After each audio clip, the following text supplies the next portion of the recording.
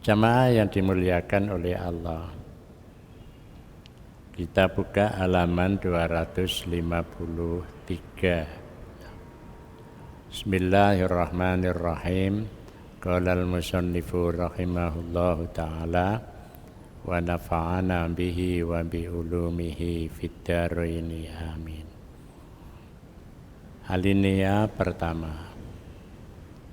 Saya pernah mendengar Muhammad bin Husain mengatakan, sebagian ulama menyebutkan permulaan tempat atau kedudukan, ya.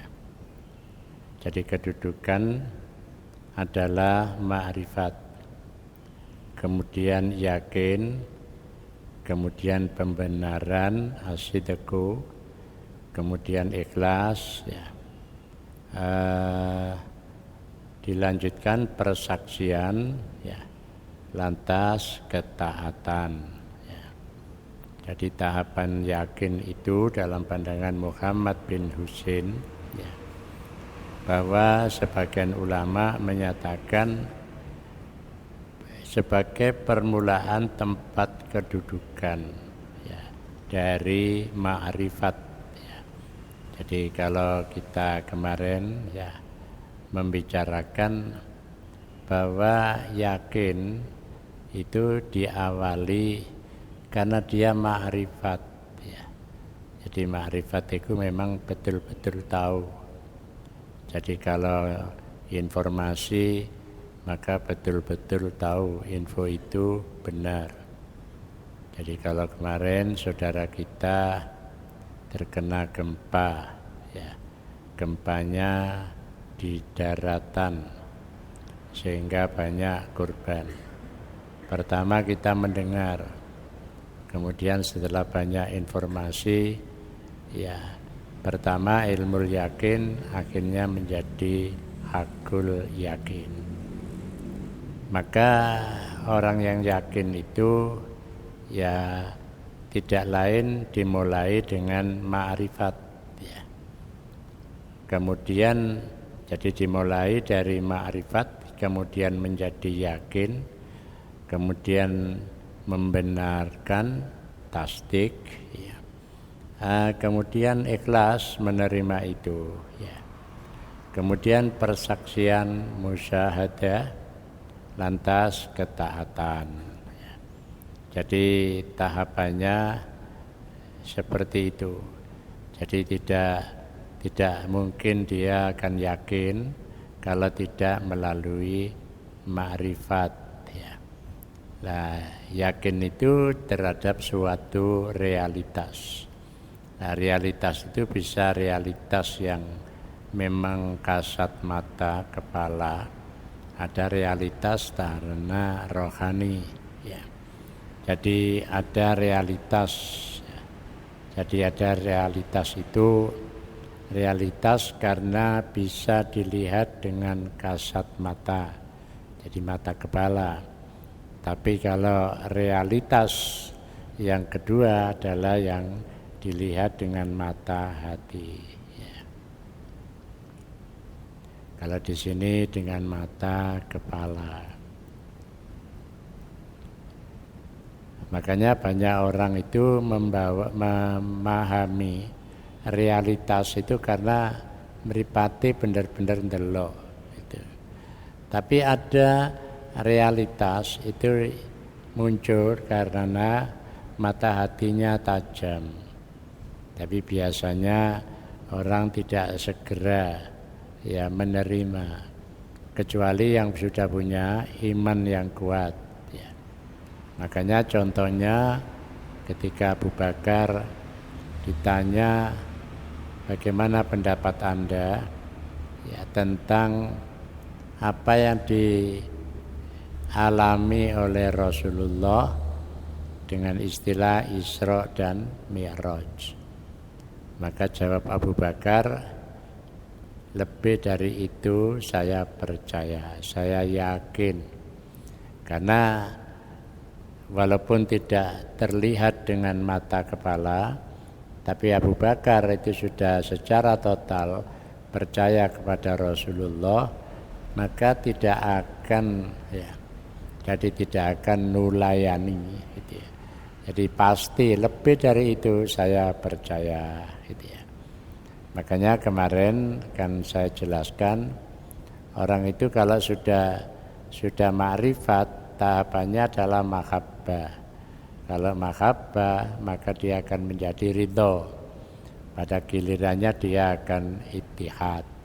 Maka ungkapan Abu Bakar ya yang disebut dengan as-siddiq akhirnya itu karena melebihi dari cara manusia membaca.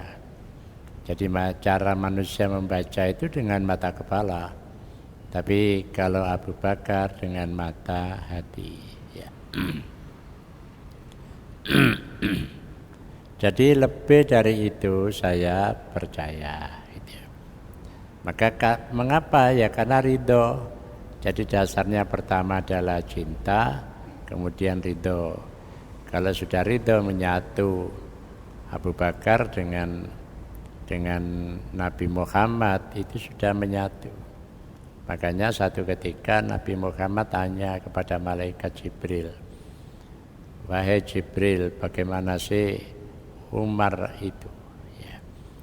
Maka dijawab oleh malaikat Jibril, kalau pohon di muka bumi ini sebagai pena dan lautan itu sebagai tinta, maka tidak akan bisa menulis apa yang menjadi kebaikan dari Umar.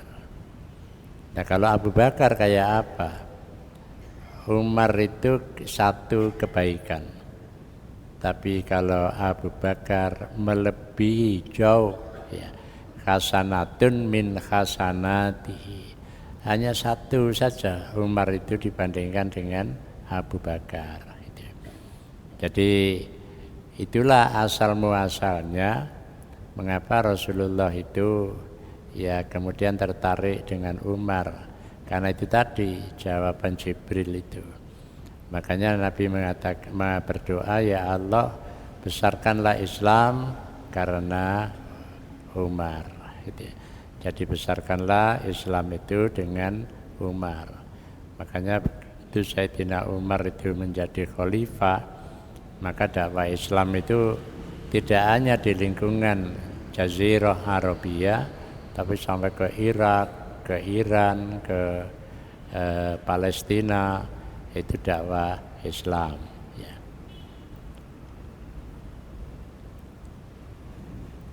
Nah, iman adalah nama yang mencakup keseluruhan ini. Jadi keseluruhan dari ma'rifat kemudian yakin itu adalah iman. Jadi wujud dari iman itu ya maka dia akan yakin.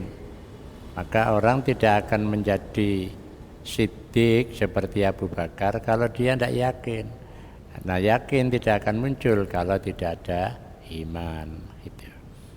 Maka di sini disebutkan iman adalah nama yang mencakup ya, keseluruhan ya, mencakup keseluruhan. Ini dapat dijadikan indikasi bahwa permulaan wajib adalah ma'rifat kepada Allah. Makanya kalau kita dulu ngaji kan awwalu wajibin alal insani ma'rifatul ilahi bistiqoni gitu. Jadi awwalu wajibin kawitane kewajiban alal insani kanggo menungso ma'rifatul ilahi istiqoni. Maka kenal Allah dengan yakin ya. Jadi itu harus ma'rifat dulu ya. Jadi ma'rifat kenal. Jadi ma'rifat itu artinya kenal. Makanya kalau kemarin kita membicarakan tentang al-ilmu dan al-ma'rifat, kalau ilmu itu hanya sekedar tahu, kalau ma'rifat itu sudah kenal. Jadi sudah kenal itu. Ya kalau sudah kenal berarti kan ada keistimewaan. Jadi kenal itu ya akibatnya banyak itu. maka dia akan cinta. Tak cinta karena tak kenal, tapi kalau sudah kenal dia menjadi cinta. Nah, makrifat tidak akan terrealisir kecuali mendahulukan syarat-syaratnya. Ini dapat disebut ya. Jadi disebut pandangan yang benar. Jadi harus ada syarat-syaratnya. Ya paling tidak. Jadi kalau kita makrifat ya. Jadi makrifat kepada Allah. Jadi ma'rifatullah ya.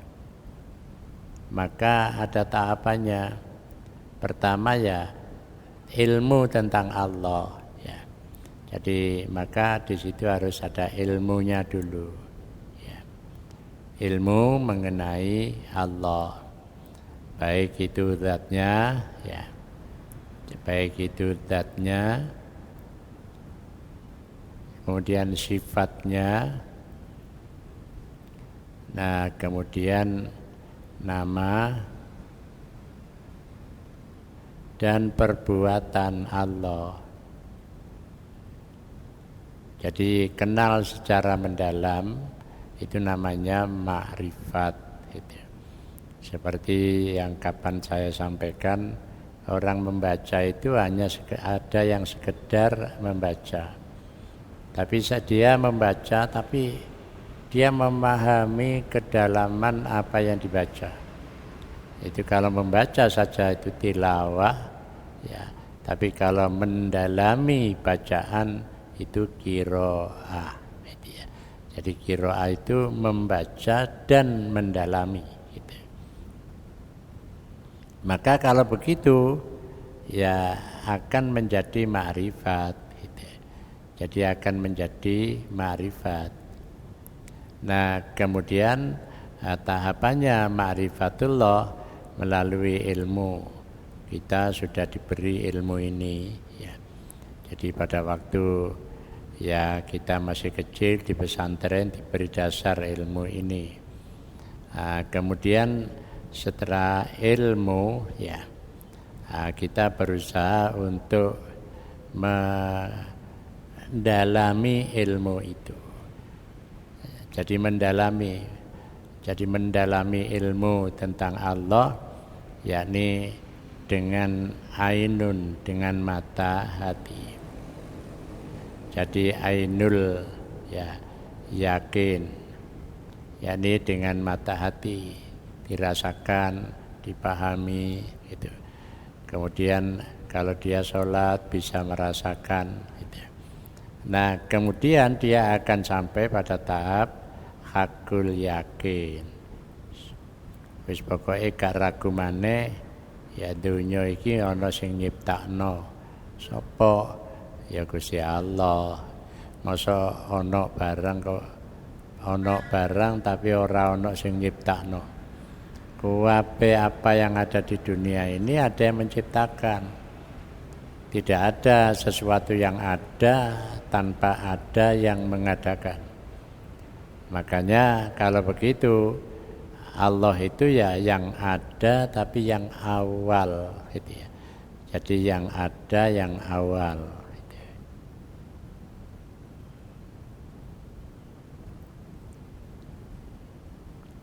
Jadi yang ada yang awal gitu.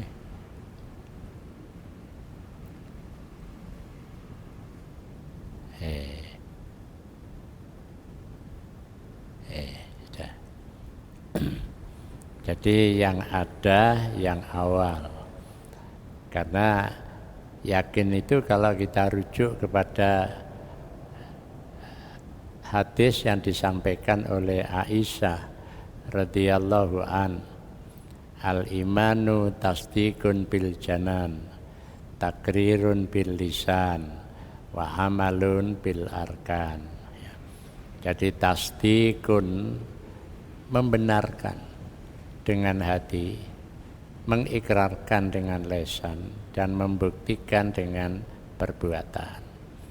Nah, kalau seseorang itu sudah sampai pada tahap ya meyakini, maka iman itu yang pertama harus diyakini dulu.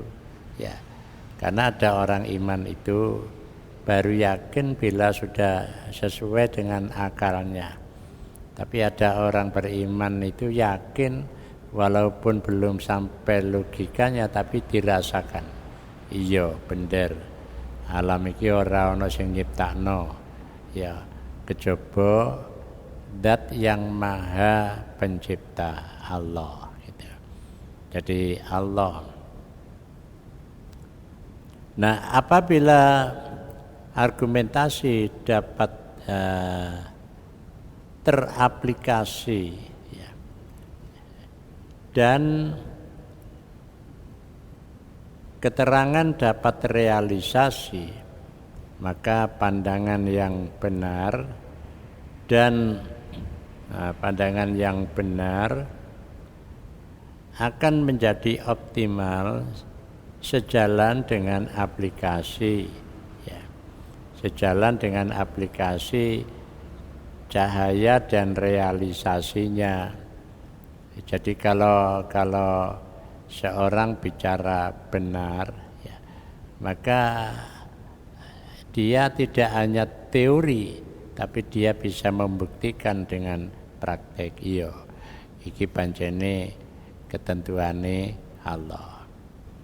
Ya, manusia mesti kalau yang biasanya yang umum menerima yang cocok dengan apa yang dirasakan. Tapi yang enggak cocok itu biasanya enggak mau menerima. Padahal kenyataan ini ada yang cocok, juga ada yang tidak cocok dengan manusia. Padahal semuanya itu sebenarnya diberikan oleh Allah yang terbaik. Cuma menungsone nerimone sing ora padha gitu ya.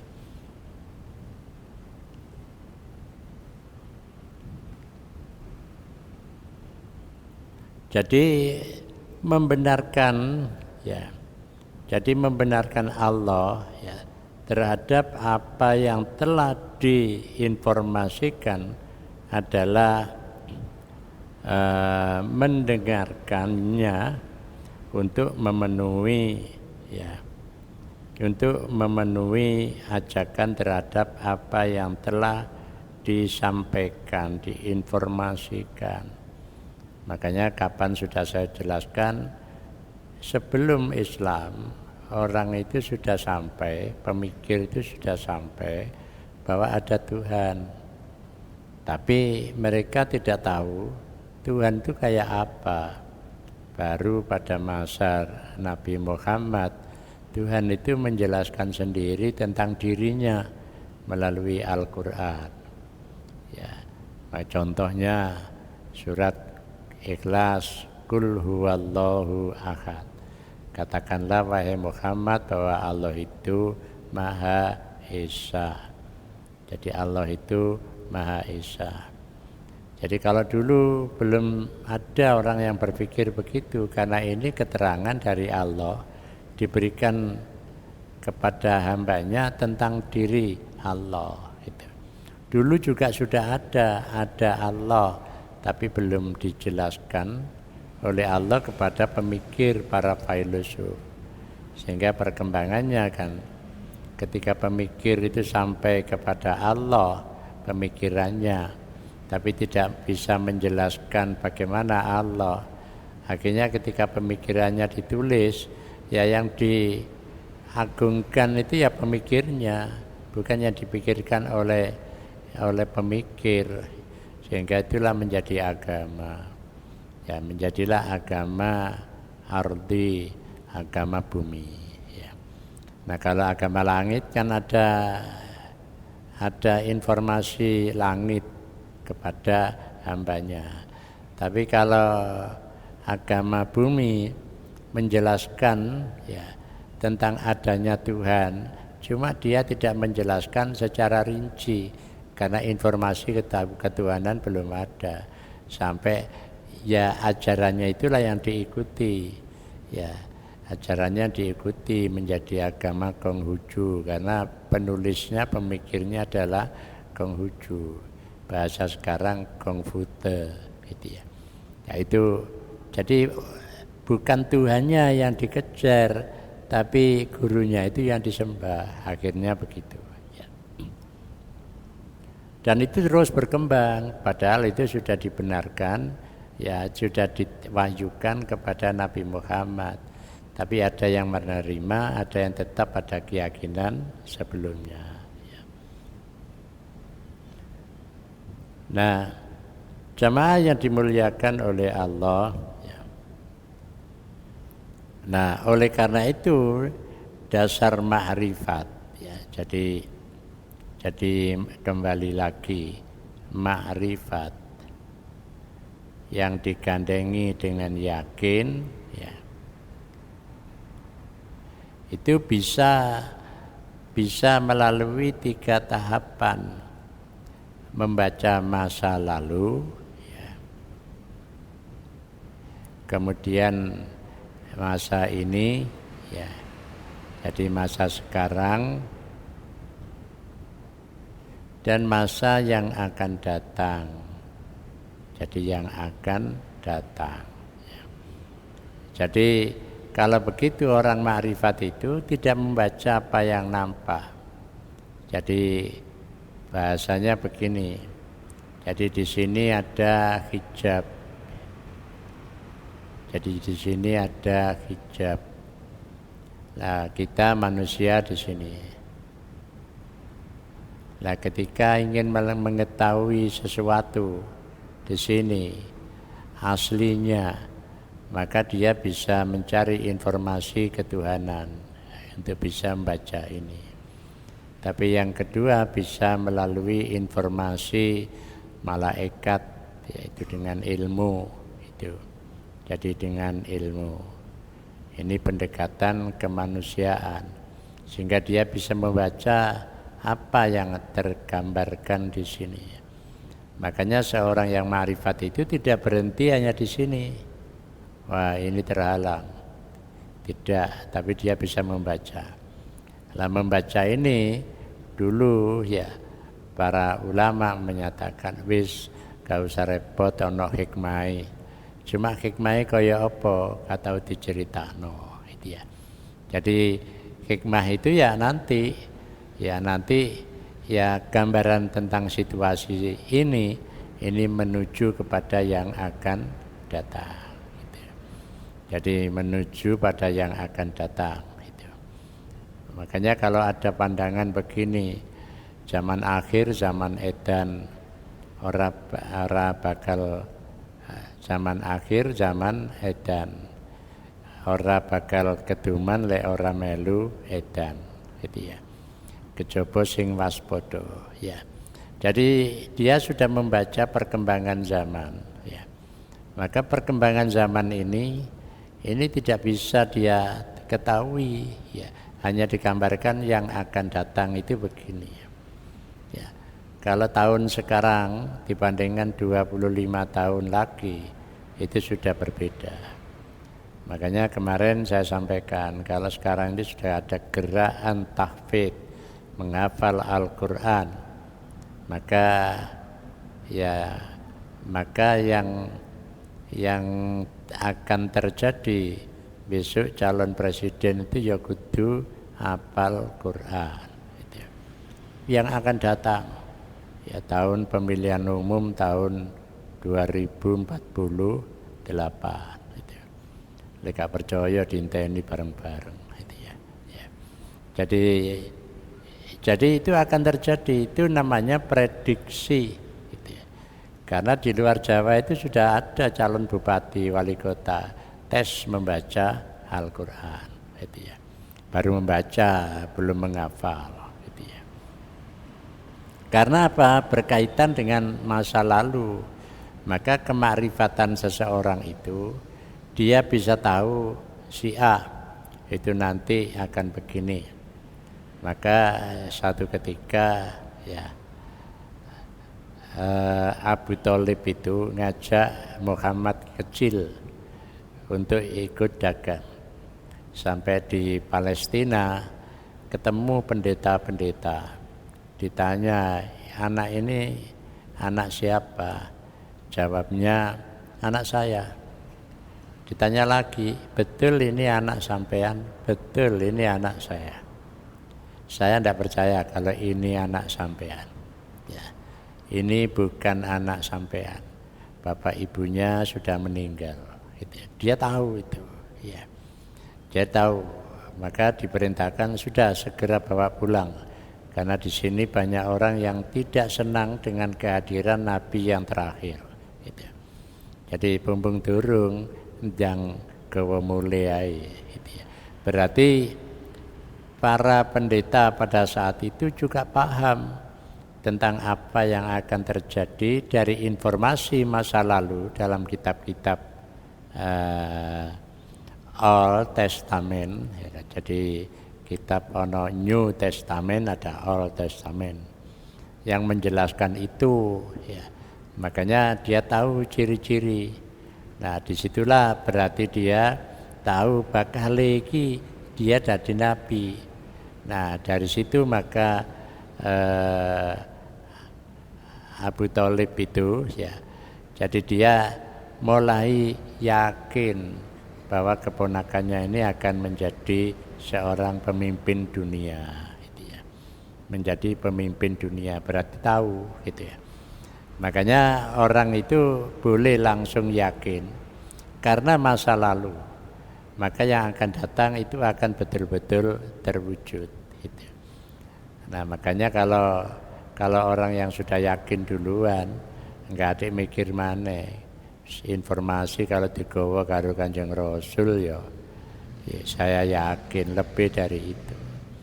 Tapi tidak semua orang percaya pada temannya. Oh, biasa iki bulet to.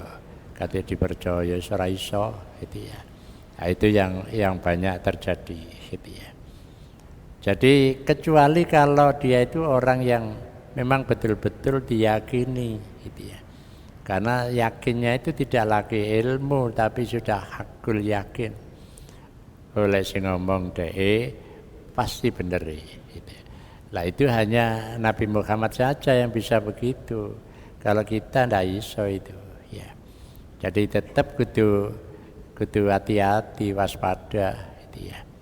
Jadi kudu waspada. Karena di sini berkaitan dengan keyakinan terhadap kenabian. Tapi kalau bukan nabi ya kita susah untuk bisa yakin. Paling-paling percaya 75%, sing selawe hati-hati. Jogo-jogo gitu ya.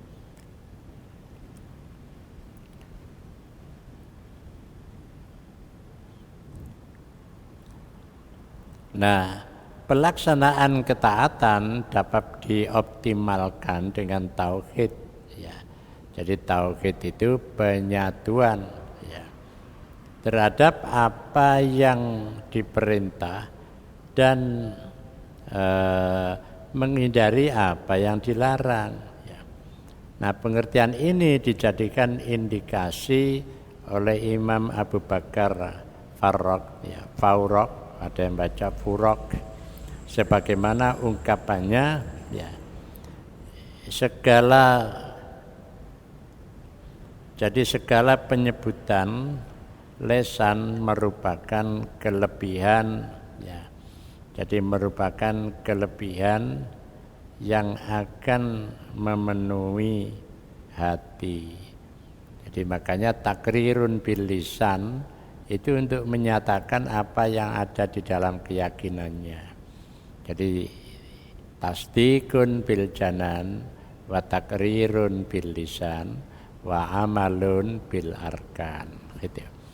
Makanya orang itu ya kalau kita ini terus mulai kecil wis yakin kari nandangi tok gitu ya. Yakinnya ya bukan hanya ilmu yakin ya, tapi juga sampai tahap hakul yakin gitu. Makanya kalau kapan itu saya contohkan ada anak kecil, anak TK ikut lomba 17-an makan kerupuk. Temannya sudah habis semua, dia diam sampai kerupuk didok-dokno itu.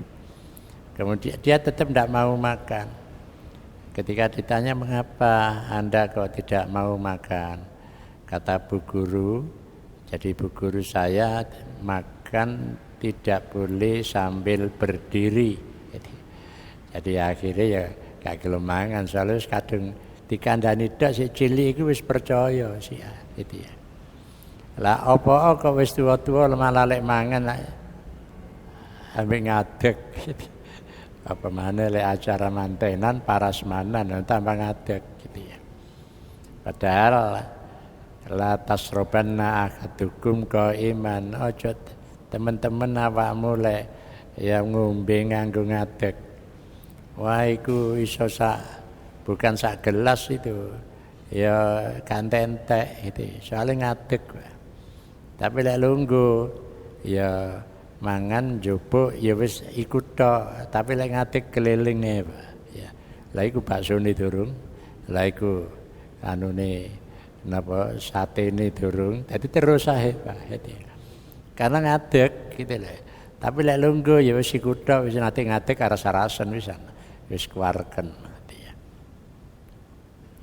Nah, jamaah ingkang dipun mulyakaken dening Allah, makanya dalam Islam itu diutamakan keyakinan dulu, wis pokoke kita yakin gitu. Jadi keyakinan dulu.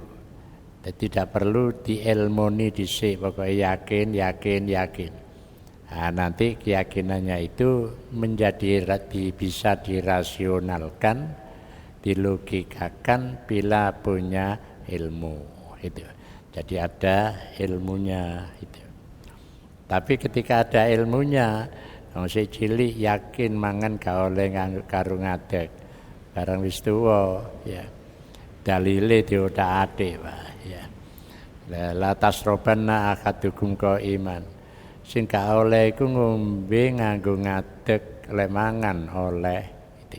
Soale dalile la tasrobanna aja ngombe temenan itu. Padahal itu ilmune disebutno ngombe iku ya termasuk mangan gitu. Ya, lah niki mboten dalile kula mek ngombe tok. Berarti lek mangan oleh mek mlaku-mlaku gitu ya. Nah niku ya. Ya karena punya ilmu, makanya ilmu itu gak oleh mara dalile la tasrobanna akadukum qaiman. Aja tenan salah satu di antara kamu makan minum sambil berdiri. Itu yang tidak boleh minum. Kalau makan tidak disebut boleh. Itu. Nah, ini bahayane ilmune durung tutuk. Itu. Jadi ilmune durung tutuk. Makanya dulu Gus Dur itu ditanya wartawan, itu paman sampean itu kok begini, nggak kayak sampean. Jawab Gus Dur ya, ngajine durung tutuk. Gitu. Jadi mek ngono dak jawabane, ngajine durung tutuk gitu. Artinya belum mendalam ngajine. Gitu. Makanya kalau ada orang itu ya sudah punya ilmu, maka dia melihat sesuatu ya mestine dikomentari enggak ya sepancene wis modele ngono iku ate dikapakno gitu ya. Enggak perlu kemudian dikomentari macam-macam. Biasa wong pinter ngomentari itu tambah satu ketika ngeluh ngerasakno mikir komentar nih bicarno kono iki nggak ada tekanan darah tinggi kalau selalu menilai orang gitu ya. Jadi makanya kalau ada orang itu ya melihat orang lain ya wis lek perlu dielingno lek gak ya wis pancen makome ndek kono gitu ya. Jadi makome ndek kono gitu ya. Jadi kalau kita sudah kemarin membicarakan makomat ya karena orang itu ono makome ndek kono. Jamaah padahal omahe iku nemplek masjid ya. Ya ora gelem ya. Ora budal-budal gitu ya. Tapi ana sing adoh sregep pancen makome niku ngono Pak ya. Jadi penak mawon gak usah kate diseneni pancene makome gitu ya. Jadi makome makanya saniki dadi masalah itu kan. Lek masjid persaingan apik niku mboten pundi-pundi. Apa maneh kalau wingi enten peresmian masjid ten Solo yang terbesar ya dibantu oleh Pangeran UAE apa WA ya. Nah, itu gede bagus bangunin 300 miliar gitu. Sing jadi masalah itu kan butuh bangunannya, Pak. Isine, Pak. Gitu. Ya supaya rame terus iki ya apa gitu. Ya kita mungkin takmir dengan jamaah berangkat rono ndelok ya apa sih masjid gitu ya. Nah, begitu kita tahu ya wis pancene 300 miliar ya. Ya, maka ya seperti itu. Ya gede, tapi biaya rijik-rijik tok niku. 1 bulan informasi di TV itu 1 miliar itu. Lah tukangnya piro bagian rijik-rijikan itu harus selalu bersih. Lah yang belum terpikirkan itu ya apa iku bendina bek wonge itu. Ya kudu bendina dibeleno sapi wae ya. Jadi mari salat dhuwur ya. Sate gulih itu insyaallah akeh yang teko itu ya. Jamaah yang dimuliakan oleh Allah ya. Oleh karena itulah keyakinan dalam pandangan para ulama itu berbeda-beda berdasarkan pengalaman rohaninya. Ya. Nah, menurut Sahal bin Abdullah At-Tusturi diharamkan bagi hati mencela, ya. Jadi mencela semerbak baunya hati ya. Jadi kita niki dikongkon ngrijiki hati. Tapi terus kita niki ikut aflaha man tazakka wa dzakara asma rabbih fasalla. Tapi Gusti Allah ora oleh mengatakan bahwa dirinya itulah yang terbersih. Wala tuzakku anfusakum.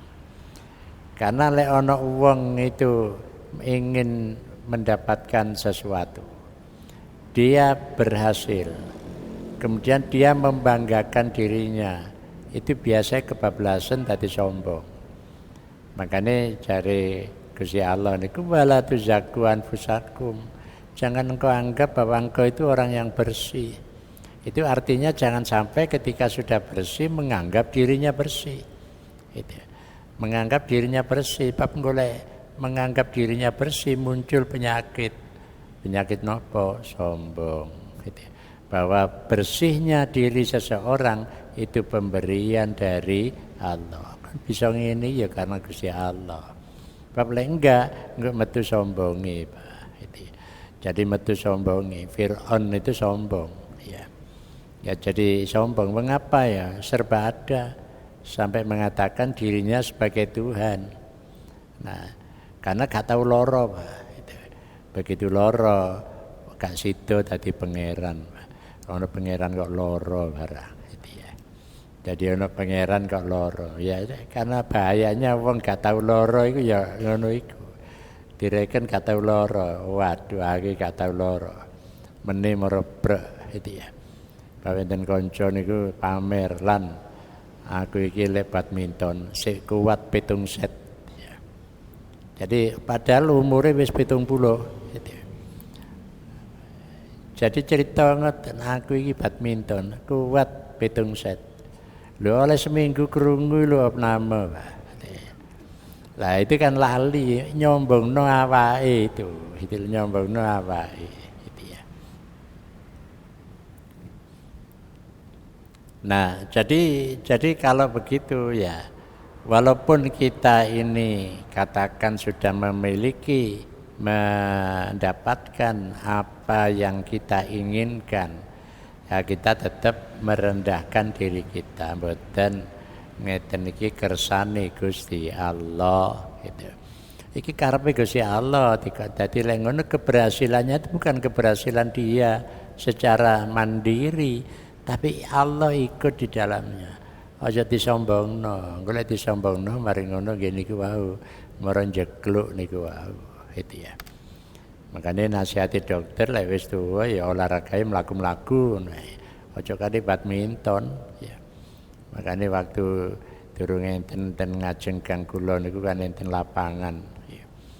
Niku sadurunge dadi mall lapangan tenis. Sing tenis iku wong tuwa-tuwa, Pak.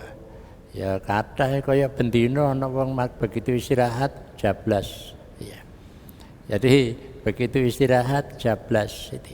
Ya ancene umure wis 75 tenis ditopno ae ya.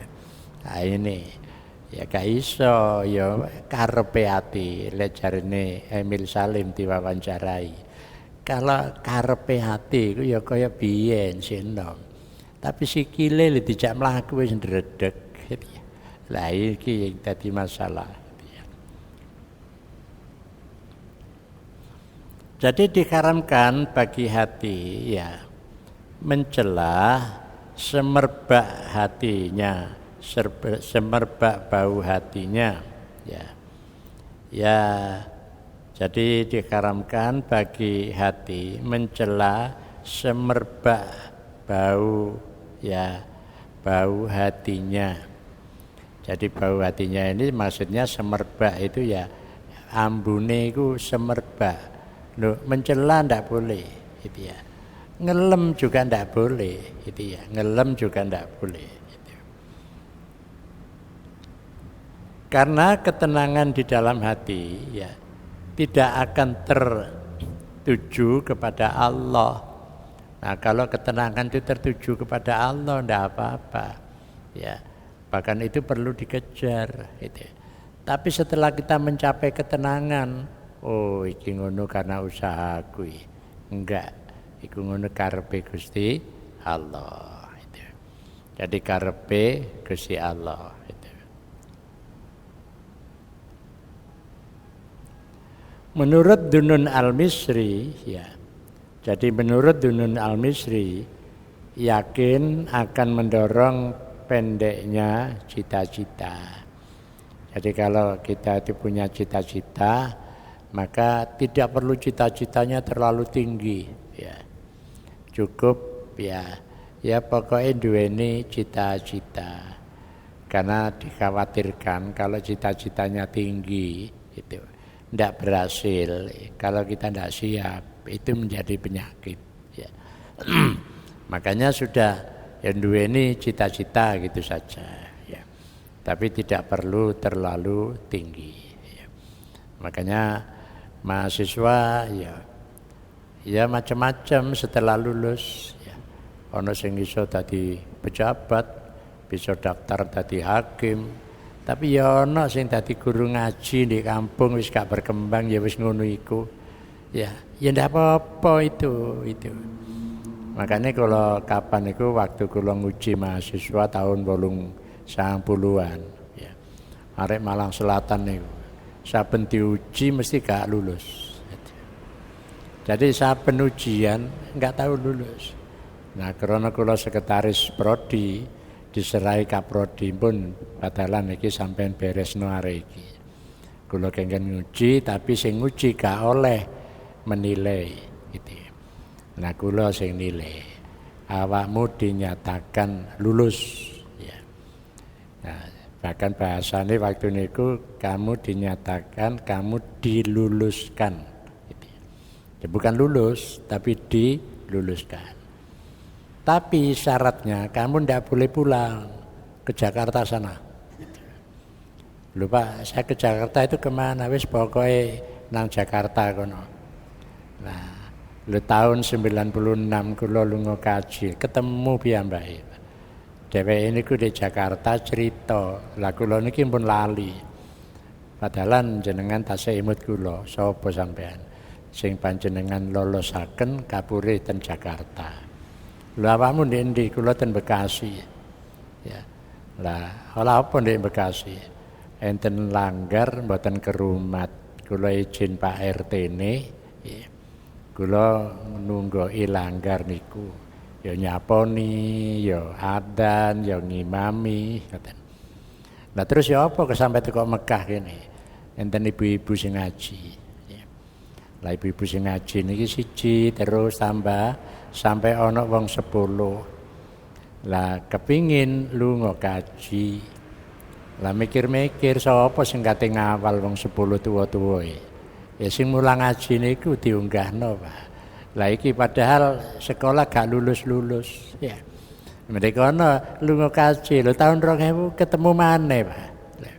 Lha bolak-balik awakmu lunga kaji sugih dhuwit mboten, Pak. Niki napa ngawal ibu-ibu niki. Sing nglungahaken nggih ibu-ibu niku gitu ya. Nah, mbok samene buka travel napa mboten saniki kira-kira.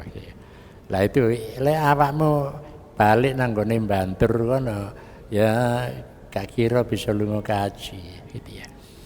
Nah niku makane kula mikir engko lek wis dadi guru ngaji gak perlu titel kudu paham alibak akeh wong ngaji yaiku nggawa barokah gitu ya. Makane kula nate gadahi bimbingan mahasiswa skripsi gak tahu muncul. Barang kula ten Blitar numpak bis dek Kauman gitu munggah. Lho kok gak ditarik-tarik ambek kondekture. Kula noleh. Lho, kok gak kon tarik le. Kula isin, kula niki bimbingan panjenengan mboten dugi-dugi. Ya wis saya nang omah ini tak wuruki ndang mari. Mari ngono ujian soal kok gak dikondektur maneh gak apa-apa, tapi syaratnya kudu ngulang ngaji gitu. Jadi syaratnya kudu mulang ngaji gitu ya. Ya akhirnya mboten semerap, pokoknya wis dikandani ngoten ya. Jadi ya macam-macam ngeten niku ya. Nah, macam-macam. Ya enten sing dadi bimbingan kula gak tahu ketok, gak tahu teko ketemu kula numpak mikrolet. Dadi supire duwe napa niku supir mikrolet.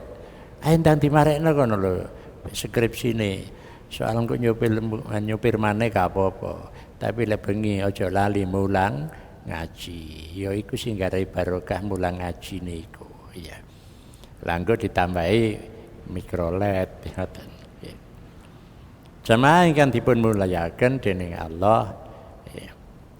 Dunun Al-Misri ya mengatakan ya yang akan mendorong pendeknya cita-cita ya. Maka cita-cita yang pendek akan mendorong zuhud gitu. Dari zuhud akan memberikan hikmah dan hikmah akan menimbulkan pandangan kritis yang membawa akibat baik. Jadi yang membawa akibat baik.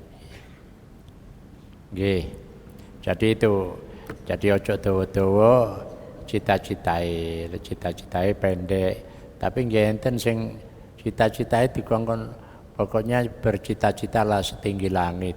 Pokoknya siap ae gak apa-apa gitu. Engko cita-cita setinggi langit tapi salurane ora teko rono, lah iki sing bahaya. Tapi gak apa-apa cita-cita setinggi langit asalkan ada sarana untuk menuju ke sana. Nah, itu supaya enggak stres di tengah jalan gitu. Karena kula enggak ada kanca niku sekolah SMA nilainya lho 100. Ujian ijazah lho 100 ya. Begitu melok kancane daftar akabri gak diterima, stres ya. Wong aku iki pinter kok gak diterima berarti ya. Lah sing liyane gak pati pinter diterima gitu ya. Nah niki bisa bahaya itu ya. Jadi bahaya. Makanya boleh kita punya cita-cita bahwa semua itu apa jare Gusti Allah. Apabila enten pertanyaan, monggo. Ya, jadi tentang jamaah bahwa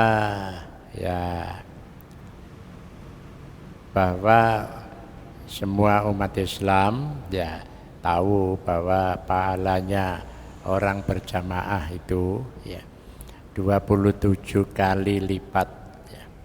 Bahkan bisa lebih. Jamaah di Masjidil Haram ganjarane 1.000 ya dibandingkan dengan masjid yang lain. Masjidil Nabawi 1.000 napa 10.000 ya. Itu kan ngendikane Kanjeng Nabi zaman semanten ya ganjarane 1.000. Lah saniki lek sing jamaah di masjid iku wong 1 juta ya. Nah niku gambarane karena jamaah lebih banyak jamaahnya lebih banyak pahalanya itu ya. Lebih banyak pahalanya ya. Tapi ojo moro nglumpuk nih kene masjid kono sepi. Ya tetap. Bagaimana dengan sholat sunnah? Apa pahalanya? Sama. Nah, ini ada dua pendekatan untuk menjelaskannya. Itu. Jadi kalau riwayati sholat taraweh, sholat taraweh itu zaman Nabi mboten enten jamaah. Baru itu kan ketika zamannya Umar bin Khattab. Pertimbangane sholate podo ya. Tinimbangane dhewe-dhewe bareng gitu ya. Jadi bareng. Jadi timbangane dhewe-dhewe bareng gitu ya. Nah, akhirnya kan sampai sekarang sholat tarawih itu ya bareng jamaah. Yang dipertanyakan itu ya ganjarane ya napa? Lek sholat wajib niku ganjarane 17 sampai 1.000. Lek sholat sunnah ganjarane ya nopo kalau berjamaah. Ada yang mengatakan kalau ganjarane jamaah itu. Ya. Tapi ada yang mengatakan lebih besar dari ganjarane sholat wajib. Gitu ya. Karena sholat wajib niku kan koyo-koyo diwajibno. Ya karena diwajibkan maka berangkat. Tapi lek sunnah ora diwajibno, tapi kok berangkat. Ya, itu ada yang berpandangan seperti itu. Ya. Jadi ada yang berpandangan seperti itu. Makanya lek sholat duha ya, berjamaah, ya kalau gunane jamaah, kalau ganjarannya. Tapi ada orang itu kalau sholat berjamaah walaupun sunnah itu tambah mantep. Tambah mantep, tambah seneng. Lah ini yang membedakan di situ. Makanya sholat apa wae. Sholat tahajud berjamaah. Nah, itu ganjarannya luwih gede. Makanya perintah Kanjeng Nabi gugan keluargamu. Itu maksudnya apa? Apa digugah tok? Ya enggak ya. Kanjeng Nabi ngendika kalau kamu itu bangun tahajud, keluargamu gugahan jaan sholat bareng ngono lho karepe gitu. Cuma tidak disebutkan. Kalau nanti disebutkan maka koyo-koyo jamaah sholat sunnah itu wajib gitu. Jadi koyo-koyo wajib gitu. Nah, ini pertimbangan ya. Padha karo Rasulullah niku nate utang nanggone wong Yahudi. Ternyata ditanya mengapa kok Nabi kok gak utang nang wong Islam. Golek aku utang nang wong Islam, saaken wong Islam, malah gak perlu utang gitu ya. Malah dikekno kabeh donyane. Karena ini untuk kepentingan agama. Saaken. Nah, itu berpikir terbalik gitu ya. Berpikir terbalik gitu. Nah, makanya hal-hal seperti itu kita tidak bisa berpikir muwafaqah, tapi kudu didelok juga oh itu mafhum mukhalafahnya begini loh gitu. Nah, jadi kalau begitu ada yang mengatakan wis gak usah sholat syuruk itu berjamaah dewi-dewi. Tapi enten sing marem sing mboten marem sholat wong padha karepe ya bareng ae gitu ya. Dadi padha karepe bareng ae. Makane kula nate dugi ten pesantren di daerah Kediri mriku. Begitu mari adzan moro-moro as-sholatu jami'ah. Lu tak pikir sholat apa ya? Jadi qobliyah niku jamaah. Barang wis mari sholat wajib, mari jamaah qobliyah, sholat wajib jamaah, mantun ngoten mari salam as-sholatu jami'ah. Badiah ya jamaah. Baru wiritane kari. Jadi wiritane kari. Alasane napa? Soalnya lek wiridan iku sunnah, lek badiah iku ana sing sunnah muakkadah. Mana yang didahulukan antara yang sunnah dan sunnah muakkadah? Nah, niki masyarakat niki beda praktek. Kula kinten niku wallahu a'lam bishawab. Assalamualaikum warahmatullahi wabarakatuh.